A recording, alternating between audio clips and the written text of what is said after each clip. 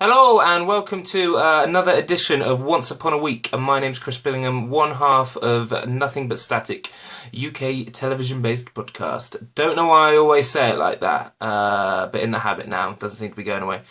Sorry if the video quality isn't as good as it usually is. I'm filming this at night and I can't seem to get the lighting right. So if you're new, don't worry. Next week I'll be filming in the morning and it'll be all sunny and stuff, or I'll invest in a better lamp or something. But yeah, sorry that my face is slightly fuzzy, or you know, consider that good for you. I don't know what I'm talking about now. There's been a request. To bring back the random inserts of my life and what I've been up to into the beginning of these videos. So here is me and some friends. Just rolling in my mate's car, just listening to some beats, as you do, just hitting back, pimping it out, looking really cool. We weren't pimping anything out like that's, but we were looking cool. I think you'll agree. Someone just yelled. I don't know if I'm assuming that was next door yelling their son. As opposed to the neighbours getting really angry at the suggestion that I would be doing anything cool. I don't know. He's yelling back. Forget the episode, let's just do this. Let's check this out.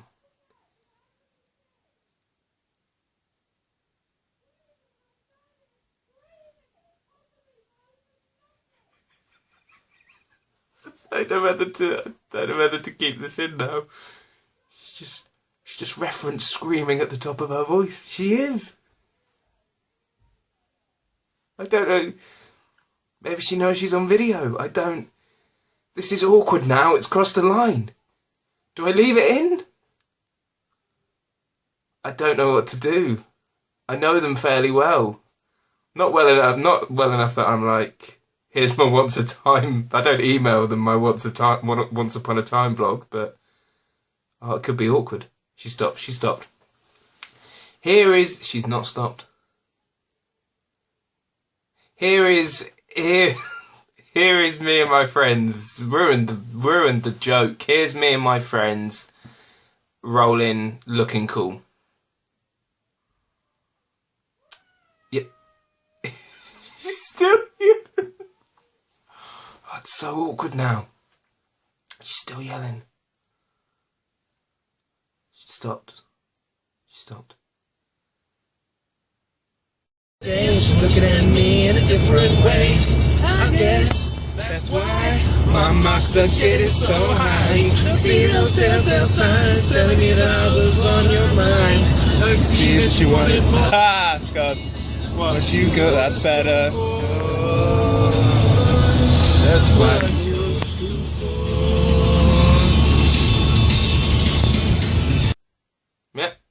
Yep. People love Busted. I don't think there's anything wrong with listening to Busted full blast in a car. People love them. Bears love them, apparently. Bears love Busted. I'm getting that on a t-shirt. Yeah. It's a separate thing. It's not really. Bears love Busted. That's all there is there. I'm so she's really put me off. Oh, I wonder if it's audible. Wow.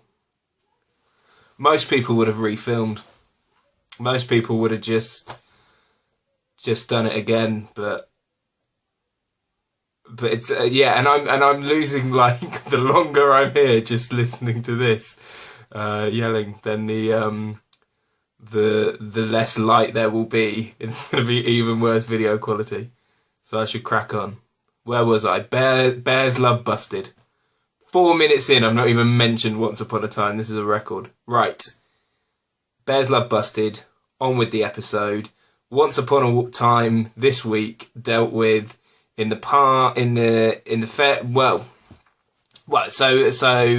with Emma and Snow in the fairy tale world. And it dealt with them dealing with Cora, and in the flashbacks we saw the Snow with Sir Lancelot. No, is it Sir Lancelot? Just Lancelot, the knight. And we saw them. I'm so distracted. Right, we saw them. We saw his mother. So they're running from the king, and the king curses Snow because they've separated, which I'll come back to because it annoyed me. And it deals with them meeting Charming's mother, and some stuff goes down. Real in-depth analysis. I know that's what you come here for. Some stuff goes down. And in our world, the non-fairy tale world, we deal with Henry deciding to go on Operation Scorpion and find out what's happening and what's buried in his mum's, in Regina, the Evil Queen's vault and stuff. Lots of amazing moments. Really enjoyed this episode. At first I was like, because Snow and Charming separated, and that just didn't feel like they spent a lot of time working to be back together, and the minute there's a fight, he's like, right, let's separate. It's like, really, that doesn't go well for you guys. We have established this time and time again.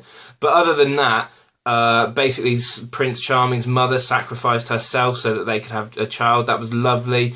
I was almost expecting that whole how come she was suddenly able to have Emma storyline to be stretched across a few episodes, and I think it easily could have been. It easily could have been an episodic arc, but the way they dealt with it and the way they used a story about a mother and child in the flashbacks, and a mother and child through Emma and Snow in the fairy tale world was really, really lovely. They're doing the things I want them to do. They're addressing Emma and Snow's relationship. They're addressing Henry and Prince Charming's relationship in really nice, interesting, character-led moments. Cora's a fantastic villain. Arguably, the redemption, as I said last week, the redemption side of the Evil Queen is more interesting to me now than the Evil Queen being evil. However, Cora is just so evil and so powerful, and she just makes a great villain. So I think the decision to maybe soften the Evil Queen and focus on Cora as the main villain is a great one. And I think they've done that really well. I think it will be really interesting because now it's like, oh god, so what happens to Regina when she sees Cora and stuff, you know? So fascinating stuff. I thought that the moment where I'm still so distracted. I thought that this is such a shit edition of this. I'm so sorry. I thought the moment, any moment with all the moments. I loved the moments, guys, this week. The scenes. You know, I was like, what makes this episode of television is the scenes. And you can quote me on that. Write in, tell the producers. I'm going to take a break. I'm going to come back a bit refreshed. That's needed, I feel. Hello, I'm back with sufficiently less light, so I'm so sorry about that. I watched that video back, and I mainly got distracted by the fact that my collar looked yellow for some reason on it. I have no idea how I was positioned under this light or anything.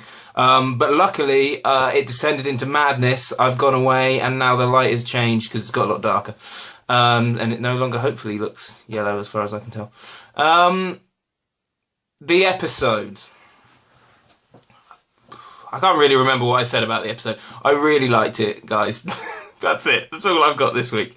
No, I thought the parallels again. They were back to what they did really well at the beginning of series 1 was those parallels between the fairy tale world and the non-magic world, and they made some of those really interesting, and they've done that again, and it's just really fun and interesting to watch, and it really informs what's happening in the fairy tale flashbacks, really informs what's happening now, especially with like Snow and seeing the difference in her and stuff, and the importance to her of being a mother. Just really great character driven writing. That's what I'm really enjoying, but at the same time they're chucking all ogres and shit in, like, awesome. That's really cool. It does feel a bit like, we've got ogres, like the budget's increased, let's do Lancelot, let's do more fairy tales. But that's kind of what I guess the show is. that's one of the reasons I'm watching. One of the things that piqued my interest was the fact that they'd introduced spoilers, if anyone's watching with me, but I won't spoil it. They introduce a character that's recent, a recent fairy tale character, and reading reports on that made me want to check out the show. So yeah, keep chucking those characters in and stuff, but keep doing it in a way that's character driven. I really hope Lancelot's not dead. I really want to see more of him. And I love that they're developing Henry and developing him in a really nice way. So yeah, really impressed this week, very, very much so. Even the special effects, like I say, the ogre was looking good and stuff. Yeah, and the twist at the end, we seeing the king. Basically, we see the king in the non-fairy tale world. There's a real sense of danger that I don't think I've felt in this show for a while, as bizarre as that seems to say. But Cora in the fairy tale world, the king in the non-magic world, really, that's a real sense of danger and a real sense of excitement. And I've got the buzz to keep watching it more than I have had with series 1. So really enjoying it so far. I guess the only place that doesn't feel like there's danger is the flashbacks.